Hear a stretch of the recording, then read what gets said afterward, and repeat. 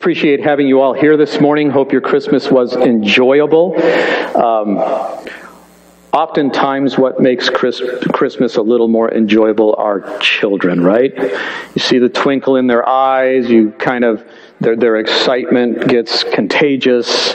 And yet I have a question for you. Have you noticed that children, small children especially, often ask a lot of questions? Right? You ever been bombarded by almost a barrage of questions, one right after the other? Why do we do this? How does that happen? And so on and so forth. I like thinking about questions from children. I could have easily stood in for Art Linkletter or Bill Cosby. What was that show? Kids say the darndest things. Sometimes they ask the darndest things, right? Sometimes they ask questions that we struggle with, and yet they come up with a good answer for. This is the one I thought of this morning. Son asks his dad, "Dad, are there an infinite number of words?" "Well, no, son. Numbers are infinite, but words are not." And he says, "But Dad, if every number has a name, and numbers are infinite, then we have to have an infinite number of words." That's a smart boy right there. The father's going to have his hands full. Many times children try to acquire a reason or the time for certain circumstances in life. I came across a swimming instructor who said his favorite question of all time that children ever asked him was, "So when are we going to learn to breathe underwater?" Good question. Of course, they ask many why questions. Why do I have two eyes if I see only one picture? Why don't humans have tails? Why is the moon called the moon? Why can't I have lollipops and chocolate for breakfast? Maybe some of you here had lollipops and chocolate for breakfast. Why don't crabs have eyebrows? This search for the basis of things, the reason behind things, continues into our adult life. We've asked questions like, why do we park on driveways and what? Drive on parkways. Yeah. Why is the man who or woman, why is the person who is supposed to invest money for you called a broker? Something's wrong with that. Why is phonetic not spelled phonetically? And at least we could have got that right? Why is it that lemon juice often has artificial flavor, but we have dishwashing liquid with real lemon?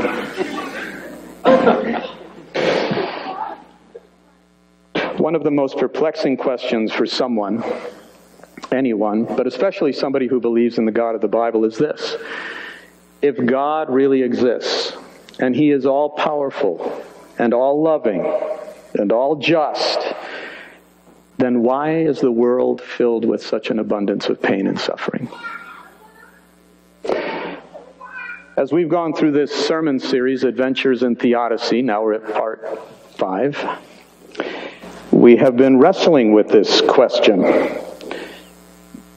Theodicy has to do with that. You all remember now, this is sermon number 5, delving into that word, made up of 2 Greek words originally. Theos, the Greek word for God, very good, just on cue, like we rehearsed it. And decay, D-I-K-E, justice. God and justice. How do you reconcile God being just and yet all this suffering on this planet if He is all just and all loving? We talked about several things. I want to try to summarize things as I have re-listened to each of the sermons preceding this one. In part 1, Pastor Seth made the point that the influence of pain in our life is diluted by a consistent attitude of gratitude, a regular reflection on the things we do have to be grateful for and that we enjoy in this life. In fact, he even suggested that we get a diary or something to chronicle every day, to end each day reflecting back on the day and writing down something that we were grateful for in that day. Also in part 1, and elaborated on in his part 2, we notice that the Bible lacks a clearly detailed answer for our question related to the reality of a loving God and yet a hurting humanity. And certainly we do have some explanation for the presence of evil and pain, which are the results of sin. We looked at the story of Job. And yet, as Pastor Seth brought up, the Bible describes sin and all of its fallout as a mystery. 2 Thessalonians 2:7. The mystery of iniquity, or the mystery of sin. When Jesus' disciples asked him why a certain man was born blind, we went over that story in John chapter 9. Jesus, they asked, why was this man born blind? Did he sin, or was it his parents who sinned? Those were their two options. Jesus said those were wrong perceptions. Those were wrong conclusions. Neither answer was true. But Jesus did not provide an alternative explanation. He just said, well, because he is blind, we're going to use this as an opportunity to put people's eyes on God and give him glory. In fact, Jesus did the same thing when he spoke of some disasters that we see recorded in Luke 13. In part 3, we spoke of war bodies. You remember that sermon? War bodies. It was a term used specifically of combat military vets who often have their physical wounds and scars cared for, but often wind up having their emotional inner scars not tended to. Pastor Seth went on to urge us to admit that we all live in a world that wounds us from time to time, and behind each one of our wounds is a story, and those stories are to be honored, shared at times. He prompted us to tend to our own inner scars and their backstories while we help others to do the very same thing. He spoke of Jesus, who after his resurrection used those scars that he had gained through the cross and that whole horrible experience to even identify himself. We looked at how Jesus will carry those scars into eternity to highlight the story of redemption as to how he actually did redeem us. Last week, wasn't it nice last week to see Pastor Natalie up here? It was so nice to have her visit us. Appreciate Pastor Seth letting her fill our pulpit. She confessed that she has a hard time waiting, and we all kind of silently admit that oftentimes we have a hard time waiting also, particularly through the hardships of life. We looked at examples in the Bible, even in the story of Jesus' birth, of how people had to wait and yet often acquired a fulfillment of God's promise in their lifetime. So I'd like to expand on something we touched upon in part 1 in our current sermon series. Seth mentioned it in part 1. Light is something, while darkness is really the absence of something. Think about that for a moment. Sometimes simple things can be very profound. Light is something, darkness is the absence of something. Darkness cannot have an existence on its own. One of the examples that Pastor Seth used was a tooth and a dental cavity. Right? Remember that? A cavity needs a tooth to exist, but a tooth doesn't need a cavity to exist. I have proven this about 30 times in my life. There's gold in there, silver, a little mercury thrown in because it started when I was way down there, right? That is a truth. I was thinking myself of just this week in our home. When that sun goes down, it gets awfully dark on the second floor. And oftentimes I will walk out of my home office on the second floor. And of course it's illuminated, I'm working in there. And when I open that door, that light spills into the darkness, never the other way around. the darkness doesn't spill into the room. In fact, the darkness doesn't even diminish one iota of the illumination in my office. Because darkness does not have an existence on its own. It is the absence of something. It is not something in and of itself.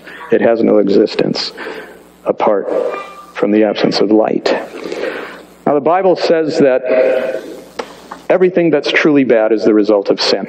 And sin is anything outside of God's ideals, His principles, His laws. So just as light does not have an independent existence or self-existence, evil or bad exist only as the absence of good and love. So God did not create evil. God did not create Satan. Before God created the earth and human beings, He did make angels. And one of them was named, what? You know that name. Lucifer, which means light bearer or light bringer. That's what his name means. And I would imagine he was called such because he was part of a special category of angel that were privileged to be the closest to God of any other creatures. So of course, the name fits, a light bearer, a light bringer. This is very interesting, since the Bible uses symbols for God and Jesus, and light is a very predominant one. Light being a symbol for God or for Jesus. As Pastor Seth pointed out in referring to Ezekiel 28, Lucifer, being one of these angels closest to God, this divine light, so to speak, let's be sure he is a being, he is a person, capital P, and not just a force, but he is light, divine light. This angel, though he had this position, chose to leave God. Therefore, he was leaving what? The light. Therefore, he became dark. And he brought that darkness to this planet. This war that began in heaven, Satan making these accusations, false accusations, misrepresentations about God and His character, he brought that down to this planet after becoming a dark, evil, and sinister being. In Revelation, we read about that, Revelation 12. Lucifer turned Satan, brought this war with him, and he lied to the first human beings about God's character. He successfully tempted the first two human beings. God had gifted them with the freedom to choose, a free will, because God wanted them to experience His love and to love each other, to experience love, and love to be experienced has to be chosen. It can never be forced. It wouldn't be love.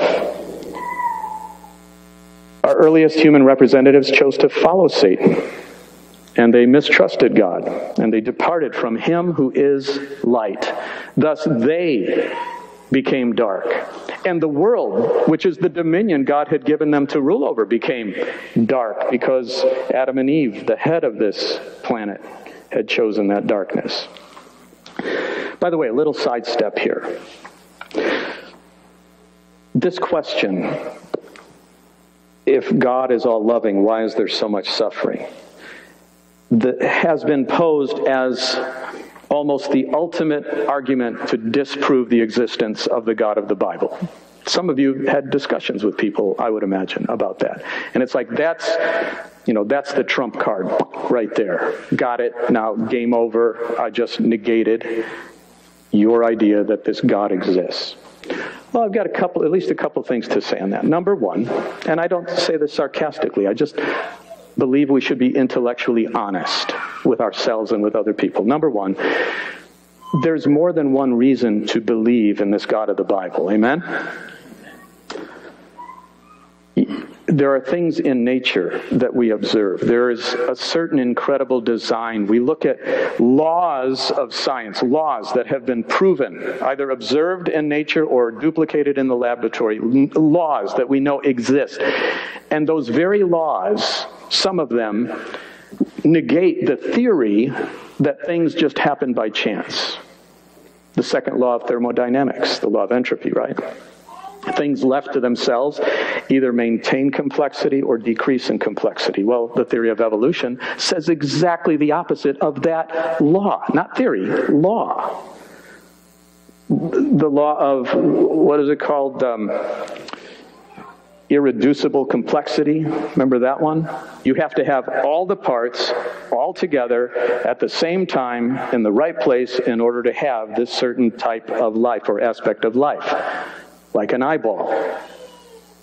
Things like that. So there's more than one reason, and we can get into that. I really do enjoy that discussion of creation science versus evolutionary science. But number two, let's delve into this question a little more. Just pause a moment. Think of this question. If this loving God exists, why do we have suffering? Fair question. I don't want to take that off the table. That's a fair, intelligent, rational, well-deserving of attention kind of a question. However, that question has a flip side. If we're going to be intellectually honest with ourselves, we have to ask the flip side. If this loving God does not exist, why do we have love in the world? Where'd that come from? Just the chemicals? Why is it that a parent, in a split second, it's a reflex, not even really thought about, will put her or his life in jeopardy for a child? Why does that happen? Why is it that a soldier, and there have been many stories of such kinds of things, a soldier, for example, will, I read a story, this is back in the Vietnam era when I was a teenager. These soldiers were in a grass hut, and they were to wait for some supplies, some reinforcements. Anyway, at some point, a grenade was tossed through an open window, hit the opposite wall, and bounced into the center of the room. And in a split second, one of those soldiers broke from the periphery, because they were all around the walls, and jumped down on that floor, grabbed that grenade, tucked it in his belly, curled in a fetal position to absorb the blow, to save his comrades. Why is it that firefighters will go into burning buildings, even towering infernos, to save people that they've never even met? If there is no loving God, how do we have love in this world? I think that's a question worth thinking about. It's the flip side of the other question. Anyway, okay, that was a little commercial kind of thing. So back to where we were. Does the Bible give a neat, tidy, detailed elaboration much beyond the stories we've already talked about? Ezekiel, the Garden of Eden. We talked about the story of Job. Does it give a neat, tidy, detailed elaboration much beyond these stories as to why sin took place? Why God has allowed tragedy to be on this planet? No. So what do we have in place of that answer? Here's where I land the plane, so to speak. We have a promise, directly stated and indirectly shown through a lot of stories throughout the Bible, that God will be with us in this tragedy of pain and experience it with us till it's over. Got 2 amens out of that. Nobody else believes that with me? Amen. We have a promise directly stated and indirectly shown through a lot of Bible stories that God will be with us in this tragedy of pain and experience it with us until it's over. Before their expulsion from the Garden of Eden, Adam and Eve heard God promise to reverse their chosen separation from Him. In Genesis 3, we hear God saying that He'd work diligently to separate them from Satan, not leaving them to reap the full effect of their horrible choice. Later on, about 2000 BC, Abraham and Sarah, who at the time were 90 and 100 years old respectively, were visited by God, who is this fertility expert like no other, and they conceived and had a child who would grow up and be an ancestor to the promised deliverer of earth. When Moses, trembling by the burning bush where God called him to lead the Israelites out of Egyptian slavery, asked, "Who am I to do this?" God did not give him a pep talk. God did not conduct some self-esteem seminar. God did not remind him of all his great years of schooling in the highest of Egyptian schools. God didn't do any of that to bolster him and help him believe in himself. God said one thing. He just simply said, I'll be with you. And later on, when Joshua broke out in a sweat when he thought of how he was going to have to lead the people once Moses died, God repeated the same kind of thing to him. And he told Joshua, just like I was with Moses, I will be with you. David, Daniel's friends, Shadrach, Meshach, and Abednego, and many others throughout the Bible, heard and experienced this promise of God despite the tough and sorrowful times they went through in life. And what about today? In place of a neat, tidy, detailed elaboration as to why God allowed this tragedy, do we still have that promise?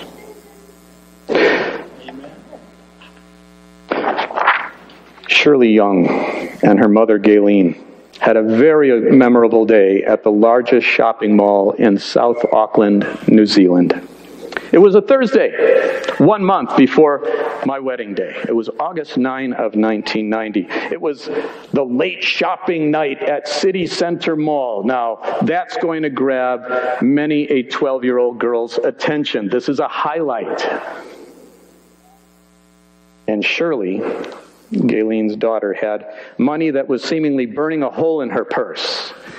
Got to go to the mall. Let's go, Mom, she pleaded. So Gayleen grabbed her car keys and off they went. As they neared the mall, Gayleen pulled over to the curb to drop her daughter off. But after taking a step or two away from the car, Shirley turned around and she said, "Wait, Mom, wait." And she opened the passenger door, leaned inside to tell her mother that she had forgotten her purse and they needed to go home and get it. What's going to the mall without the purse? Buddy Marsh had over 4 decades of truck driving experience. He was steering his 39-ton truck trailer through the busy street of the mall while he was hauling 8,700 gallons of gasoline behind him. As this rig neared the mall, suddenly darted out a taxi right out into Marsh's lane. He didn't have time to stop, so he swerved, and as he did, he glanced at his side mirror, and thankfully he could see that his trailer had just barely cleared the taxi. But when he looked back out the front window, he was horrified because there was a car in his way, and there was no way to avoid hitting it. Even though he immediately engaged the air brakes, there was this, and flung the steering wheel, there was this horrific crash. He slammed into the rear of the car. It spun around. The gas tank of the car started spewing out gasoline, and very quickly there was a fire on both vehicles. The cab, that remained erect, but the trailer had jackknifed and fallen over onto the car. Marsh quickly radioed his shift mate, then he jumped from his truck and ran past the flames to the car that lay underneath the overturned trailer. Now, fuel was seen not only coming from the gas tank, but it was coming from the trailer as well, and this whole thing could blow at this point. 1 second, Gayleen Young was talking to her 12-year-old daughter, and the next minute, she was in this whirling vortex of crunching metal. Flames poured into the car. She frantically thought, as any mother would, "Where's Shirley?"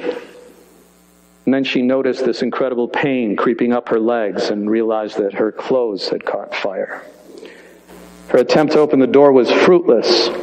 Marsh, the truck driver, went to the car just as a bystander, David Patera, hauled Gayleen out of the car and extinguished the flames on her with his own body. Above the roar of the fire, the two men heard a shrieking voice, "Mom! Mom!" They searched the toppled trailer and saw a dark-haired girl trapped in a tiny space between a rear wheel and the chassis of the truck. Marsh ran to Shirley and grabbed her beneath the arms, but he couldn't budge her because her hips and upper thighs were stuck underneath the wheels. A wall of fire ran the entire length of the trailer, threatening to sweep under that trailer to where Shirley lay. Marsh darted to his cab and came back with a fire extinguisher and sprayed it around the girl just in this futile attempt to buy even a few seconds. Then there was this thunderous boom, and an explosion blew a hole in one of the trailer's 4 fuel compartments. The three people, though shielded somewhat by the chassis of the truck, still felt a force, and they were dazed. Marsh and Patera barely were able to stagger out into the open, and when they did, they heard a policeman's voice forbid them to go back towards the fire. The truck, the trailer, and the car now were engulfed in flames that reached 100 yards high. That's a football field. The truck driver, Marsh, just shook his head and he said, "That poor girl never had a chance." Sirens then blared. 2 fire trucks showed up. The heat was so intense that one of the firefighters on the scene, Royd Kennedy, almost immediately felt his boots and his fireproof trousers and the rubber on his breathing apparatus. He began to notice that they were singeing already. When he and his partner tossed the hose towards the fire, the water just hit it and turned into steam immediately. Uppermost in their minds was, the fact that these kinds of fires can blow up really big. And their effects, the flames and the vapors, can spew out over 3 football fields. More fire crews arrived. They aimed their streams of water in this attempt to push the flames away from the tanker, but more explosions from the trailer forced Kennedy and his comrade to back away. As they prepped for another assault on the fire, there was this high-pitched wail that cut through the night air. One firefighter, he dismissed it. He thought it was just the expansion of the metal. However, that eerie sound repeated itself, and when it did, it just raised the hair on the back of Kennedy's neck. "It's coming from the tanker," he pointed. And then, with his hand shielding his eyes, he could see a little break in the flames, and he noticed a hand waving. It was the hand of a 12-year-old girl. "Cover me," he immediately shouted, and then he ran straight into the inferno. For a grueling 10 minutes, Shirley had been roasting in a sea of fire and crying out for help. By now she was dizzy, both with pain and all of these gasoline fumes, and her mind began to drift. She had strained through the flames and saw these moving figures, and then she mustered all the strength that she could muster to give out that yell of hope, a cry for help. As Kennedy neared the blaze, the heat hit him just like a punch, a physical blow, stinging his face even through his visor. Under the trailer, he found Shirley clutching an overhead brake cable. Her hips and thighs were under the wheel assembly, and her calves and her feet were twisted up like a grasshopper's legs near her chest. "I'm scared. Please don't leave me," she cried out. "I promise you I won't leave you," Kennedy said. "We're in this together now, and we have to help each other." He cradled her body in his arms.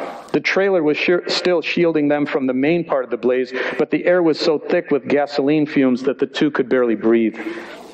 Whoosh! The vapor suddenly ignited the air around them. "This is it," Kennedy thought to himself. "We're goners." And he felt very sick with a sense of helplessness as the flames washed over the girl. For a moment, the fire drew back. He unstrapped his helmet and he put it on Shirley, saying, "Here, I want you to wear this." He tightened the strap under her chin and flipped the visor down. Later on, when he was interviewed, he said he did that not only to provide her with some barrier from the flames, but so that if the inevitable happened, she would at least have a face that was identifiable. A second wave of fire washed over them. This time, the helmet gave Shirley's head some protection, but more explosions rocked that trailer.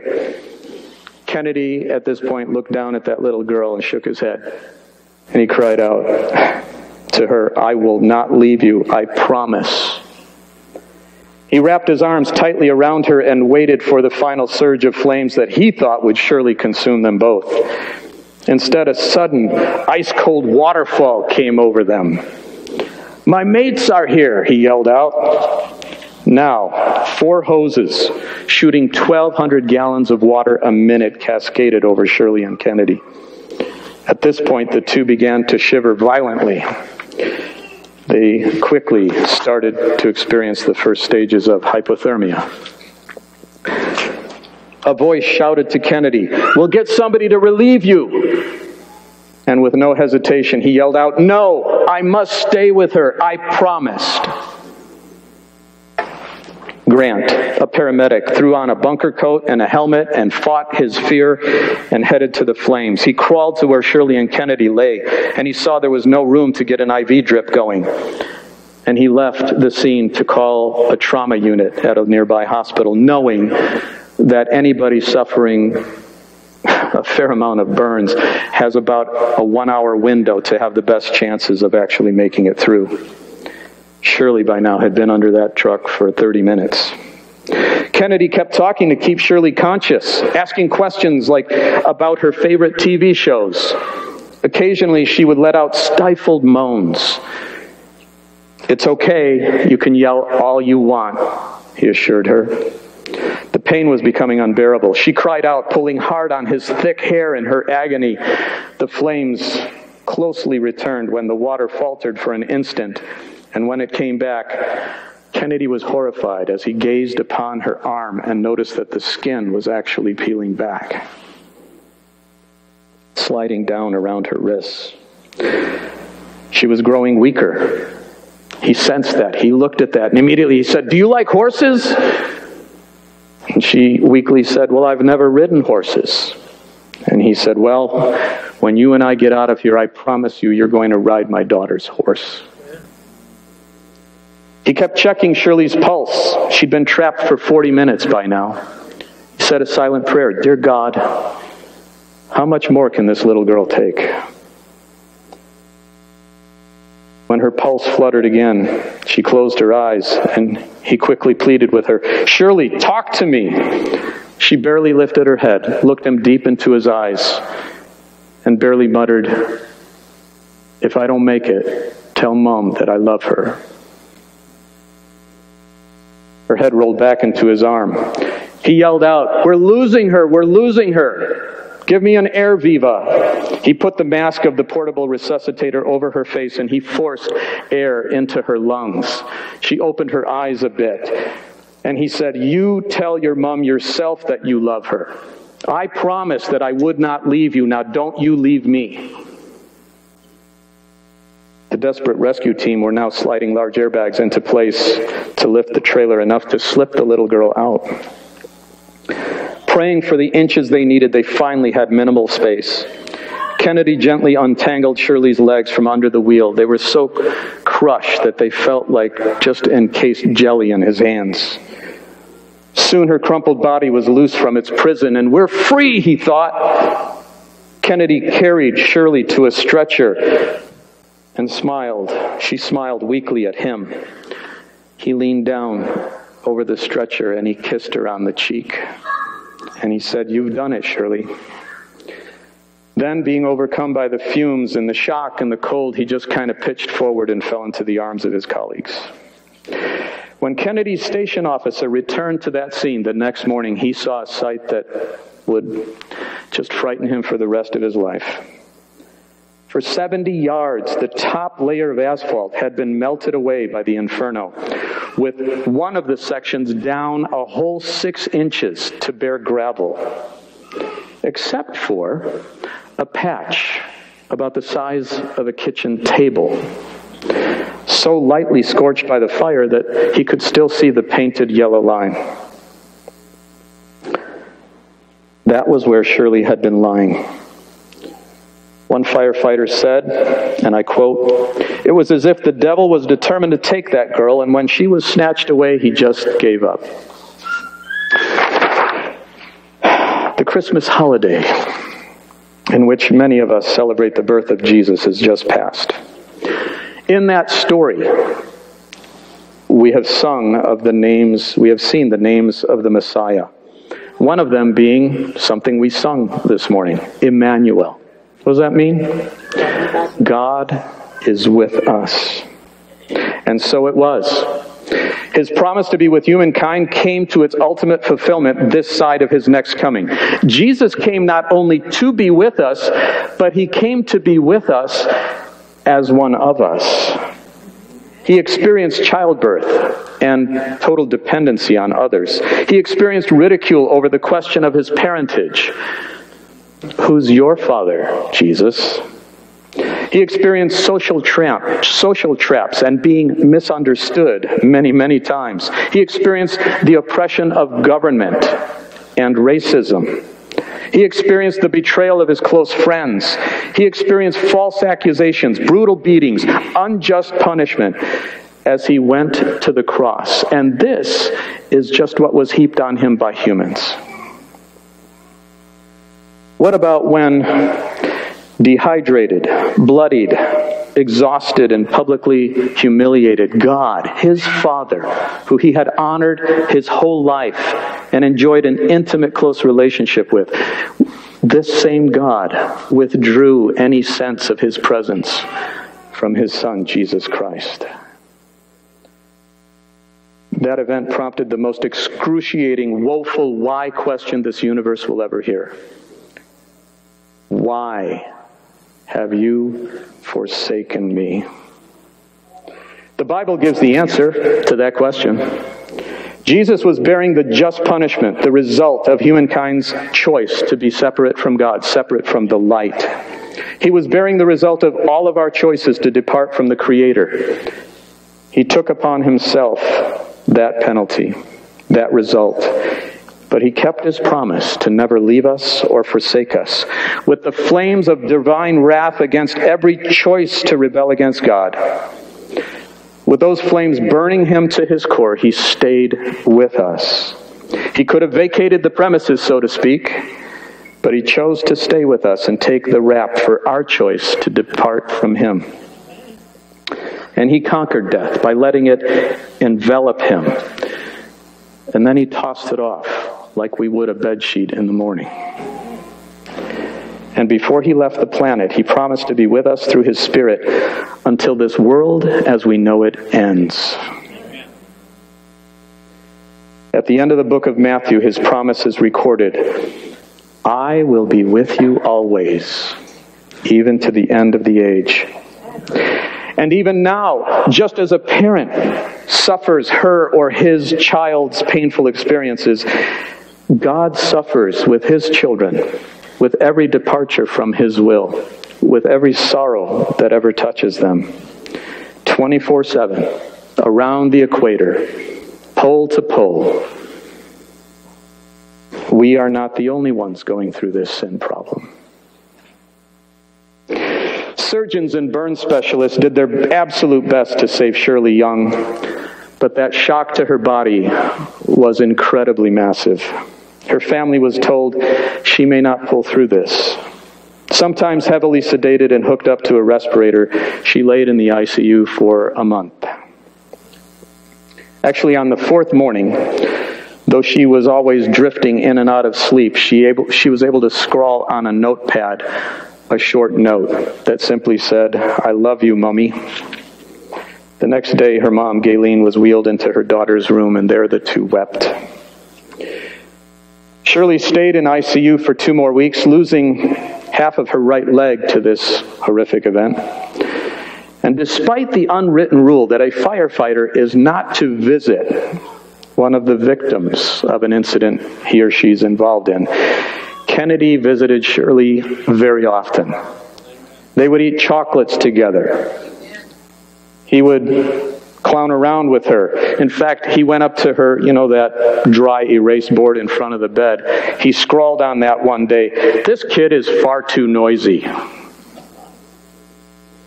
About 4.5 months after the fire, just before Christmas, Shirley was well enough to go home. And 4 weeks after that, Royd Kennedy kept another promise. You know what that promise is. He picked her up, brought her to his home/ranch, and put Shirley on his daughter's horse.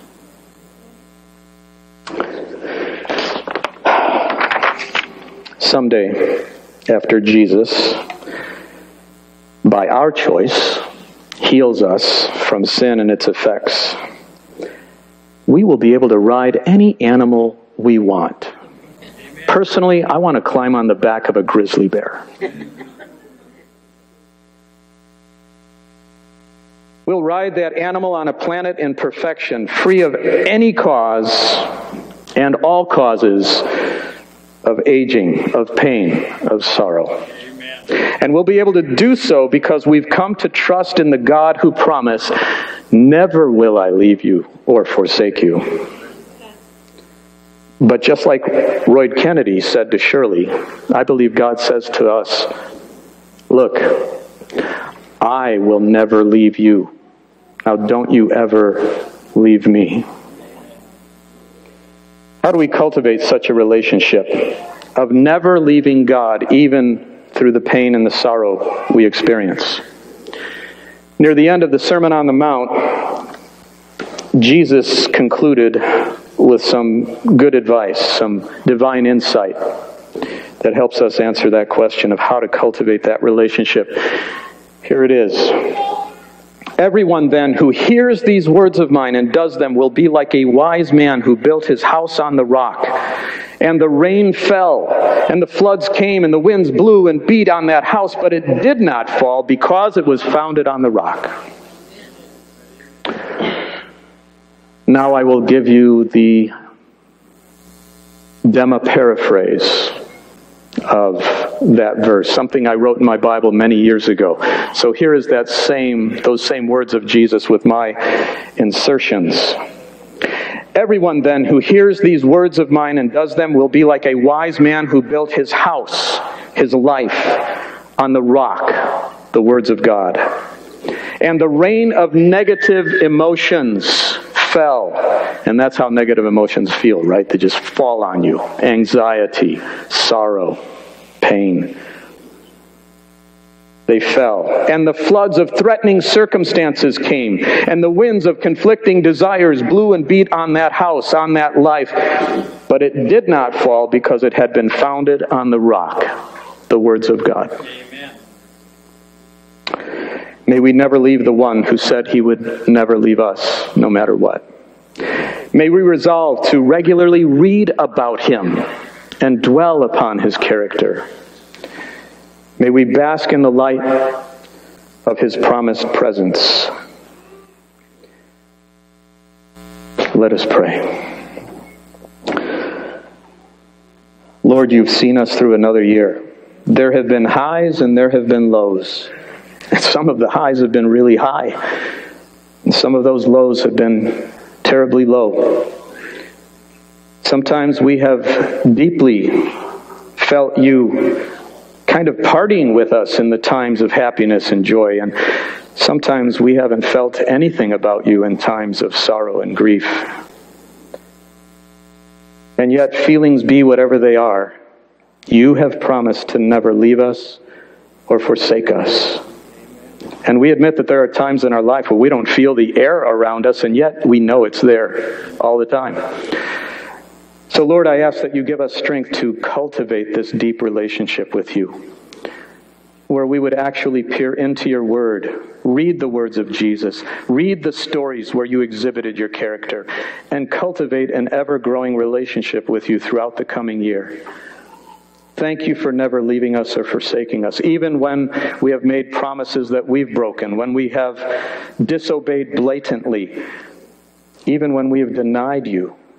Thank you for holding out that forgiveness. Thank you for reminding us that Jesus took all of that with him, and he ever holds out an invitation for us to walk with you through this life into the life to come. May that be what we carry through the rest of this year and throughout the next, until you come. In Jesus' name, amen.